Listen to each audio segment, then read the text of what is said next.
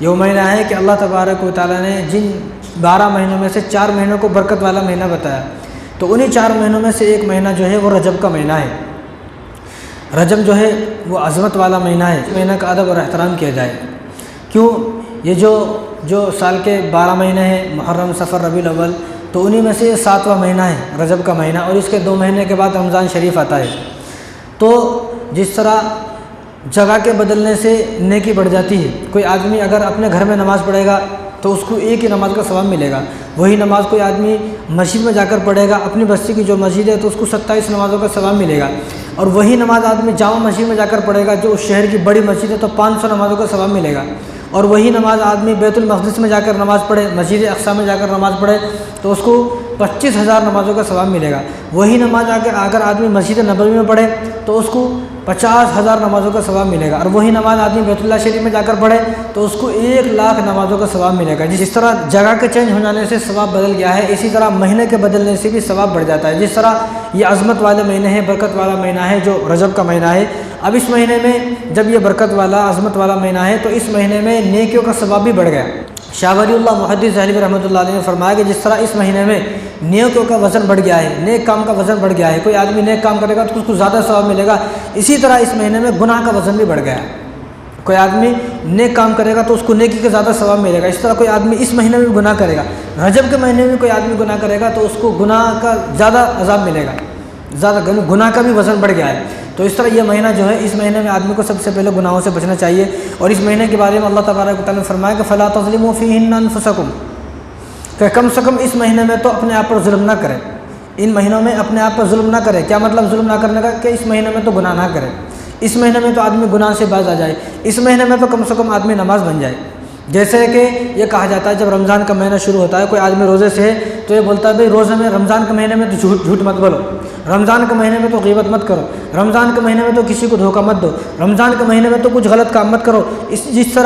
طرح ہم لوگ رمضان کے مہینے کے بارے میں یہ کہتے ہیں، اسی طرح اللہ تبارک و تعالیٰ نے بھی قرآن کریم کے اندر فرمایا کہ فَلَا تَظْلِمُوا فِيهِنَّ أَنفُسَكُمْ، کہ اس مہینے میں تم اپنے آپ پر ظلم نہ کرو۔ ظلم کے مطلب گناہ نہ کرو، اس مہینے میں تو کم سے کم گناہ سے رک جاؤ۔ اور امام شافعی رحمۃ اللہ علیہ نے فرمایا کہ پورے سال کے اندر 5 راتیں ایسی ہیں کہ جس میں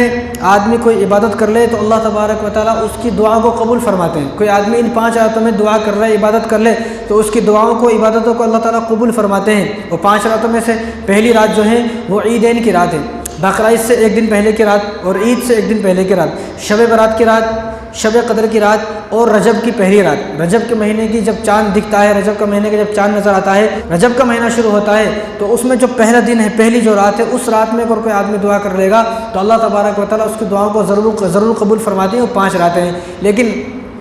اب ان 5 راتوں میں سے ایک رات چلی گئی، یعنی جو رجب کی پہلی رات ہے وہ چلی گئی۔ یہ فرمایا کہ رجب بیج ڈالنے کا مہینہ ہے،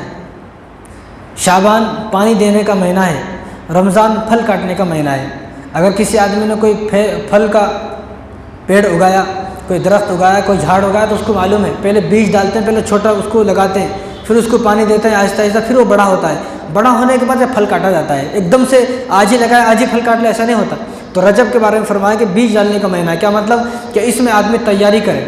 رمضان مبارک کی تیاری کرے، 1-2 روزے رکھنے کی کوشش کرے، اور جب شعبان کا مہینہ میں آ جائے تو اس مہینے میں خوب روزہ رکھنے کی کوشش کرے۔ تو یہ آدمی رمضان کے اندر پھل کون کاٹے گا؟ وہ کاٹے گا جس نے اب بیج لگا لیا۔ جو ابھی سے نماز کا پابند نہیں بنا رجب کے مہینے سے، وہ رمضان میں بھی نماز نہیں پڑھے گا۔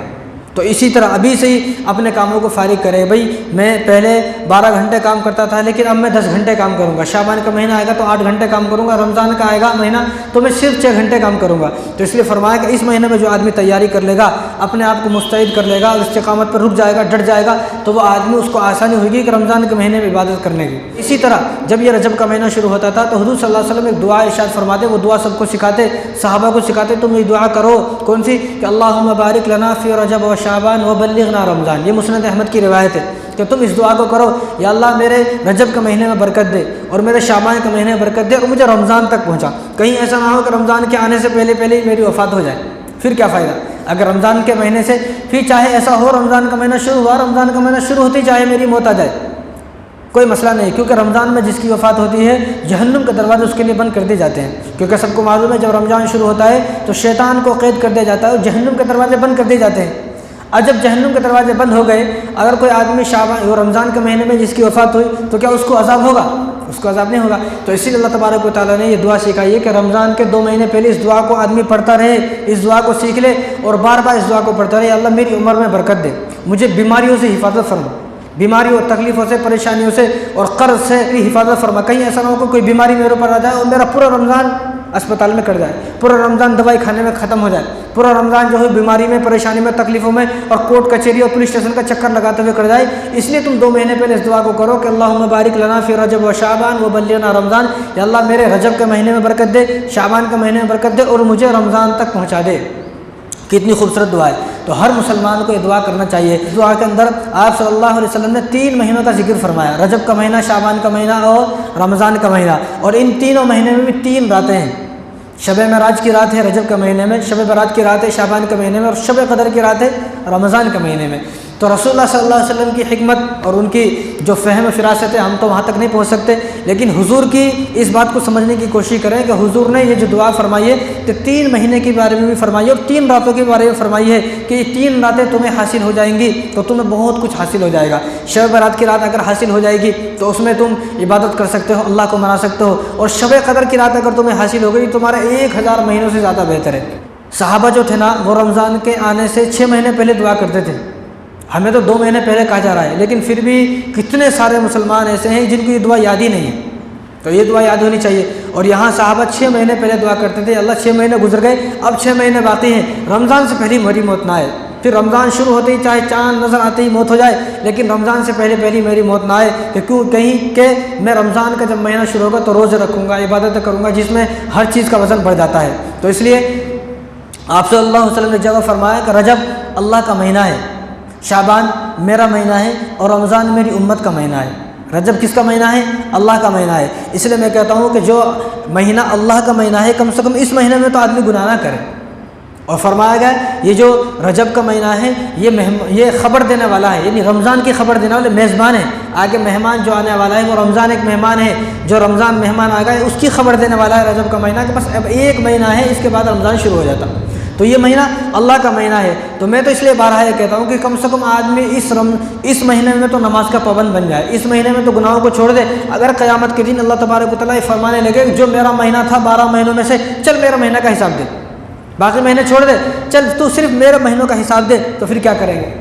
اللہ نے پوچھ لیا قیامت کے دن، پھر کیا کریں گے؟ تو کم سے کم اس مہینے میں تو ایسی عبادت کرے، اللہ کو راضی کرے، نماز کے پابند بن جائے، اس مہینے میں گناہوں کو چھوڑ دے، کہ جو اللہ کا مہینہ ہے۔ 12 مہینے 11 مہینے کوئی آدمی گناہ کرے نہیں کرنے چاہیے، لیکن اگر کوئی آدمی اللہ کے مہینے میں بھی گناہ کرے گا تو اللہ کتنا غصہ آئے گا۔ جس مہینے کے بارے میں نے یہ فرمایا کہ جو میرا مہینہ ہے، رجب میرا مہینہ ہے، تو جو میرا مہینہ ہے اس میں بھی کوئی آدمی گناہ کرے تو اللہ تعالیٰ کتنا غصہ آئے گا۔ اور اس مہینے کی کوئی خاص عبادت نہیں ہے، لوگ بولتے ہیں اس مہینے کی خاص عبادت کیا ہے، بہت سارے لوگوں نے طرح طرح کی نمازیں نکال لی ہیں، ایک نماز اس طرح پڑھیں گے، کل پڑھیں گے، اس طرح پڑھیں گے تو یہ مل جاتا وہ مل جاتا، یا اس مہینے کی 27ویں رات جو آئے گی اس میں اس طرح کی نماز پڑھیں گے تو سارے سال کی جو ہے جو قضا نمازیں وہ معاف ہو جائیں گی۔ یہ سب جھوٹی باتیں ہیں۔ ان باتوں پر جو آدمی فرض نماز پڑھنے کو تیار نہیں ہے، وہ چاہے 1 کروڑ نفل نماز پڑھ لے، کوئی فائدہ نہیں ہے۔ کوئی آدمی نفل نماز نہیں پڑھتا لیکن صرف فرض نماز پڑھ لیتا ہے تو بہت بڑی کامیابی کی بات ہے۔ کوئی ایک آدمی صرف فرض نماز 2 رکعت پڑھے، صرف فرض 2 رکعت پڑھے اور پوری زندگی سجدہ کرتے رہے، وہ پوری زندگی کا سجدہ اور یہ صرف 2 فرض جو 5 منٹ پڑھ لیے برابر نہیں ہو سکتے۔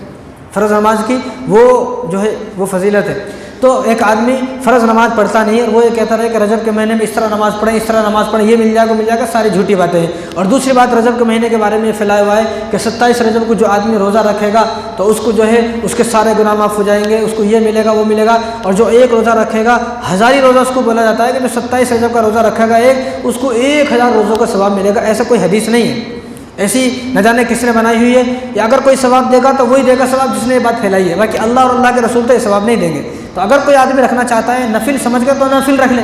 اگر کوئی آدمی روزہ رکھنے کا شوق ہے تو وہ ایام 20 کے روزے رکھے۔ ایام 20 کا مطلب یہ ہے کہ چاند کی 13، 14، 15، چاند کی 13 تاریخ، 14 تاریخ، 15 تاریخ، ان 3 دنوں کا روزہ رکھنے کا معمول بنائے جو آدمی، اور ہر مہینے صرف 3 دن کا روزہ رکھتا ہے تو اس کو رسول اللہ صلی اللہ علیہ وسلم کی صحیح حدیث ہے، بخاری مسلم کی صحیح حدیث ہے، حضور نے فرمایا کہ اس کو پوری زندگی روزہ رکھنے کا ثواب ملے گا۔ اس پر تو عمل نہیں ہے، جہاں حضور صلی اللہ علیہ وسلم یہ فرما رہے ہیں کہ ایام 20 کے روزے رکھو ہر مہینے، اب جو آدمی ایام 20 کے ہر مہینے روزے رکھے گا تو اس کو پوری زندگی روزہ رکھنے کا ثواب ہے۔ یہ تو نہیں کریں گے، لیکن اپنے پاس سے ایک بات بنا لی ہے کہ جو 27 رجب کا روزہ رکھے گا تو اس کو 1000 روزے کا ثواب ملے گا، اس لیے اب اس روزے کو روزہ نہیں بولتے، اس کو ہزاری روزہ بولتے ہیں۔ ہزاری روزہ، آپ عورتوں کو پوچھ کے دیکھیں، بولے گا ہزاری روزہ، اب ہمارے کو نہیں معلوم ہزاری روزہ کون سا ہے، پوچھے تو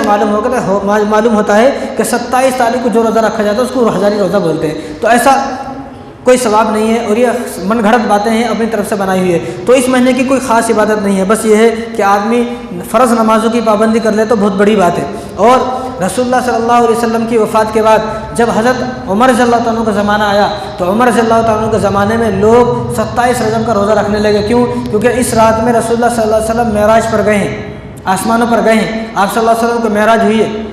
تو اس خوشی میں لوگ روزہ رکھتے تھے۔ حالانکہ یہ منع تھا، حضور نے فرمایا، لیکن لوگ جو ہے وہ زبردستی روزہ رکھتے تھے۔ تو عمر رضی اللہ تعالیٰ کے گھر جاتے تھے اور سب سے پوچھتے تھے تم روزے سے ہو، تم روزے سے ہو، اور جو بولتا میں روزے سے نہیں ہوں تو اس کو بولتے کہ میرے سامنے کھانا کھا، اپنے سامنے اس کو کھانا کھلاتے۔ جو آدمی اپنے سامنے ان کے سامنے کھانا کھا جاتا بہت اچھا، نہیں کھاتا اس کو کوڑے لگاتے کہ بھئی جب 27 رجب کا روزہ نہیں ہے تو تم کیوں روزہ رکھ رہے ہو؟ اگر کسی کو روزہ رکھنے کا شوق ہے تو اب رمضان کے 1 مہینے کے روزے آ رہے ہیں، تو رمضان کے 1 مہینے کے روزہ رکھنے کی کوشش کریں، جب پتہ چلے گا کتنا روزہ رکھنے والے ہو۔ لیکن کوئی آدمی اپنی طرف سے ویسے ہی بنا لے روزہ تو وہ دین نہیں ہے، وہ اس کی اپنی من مرضی ہے۔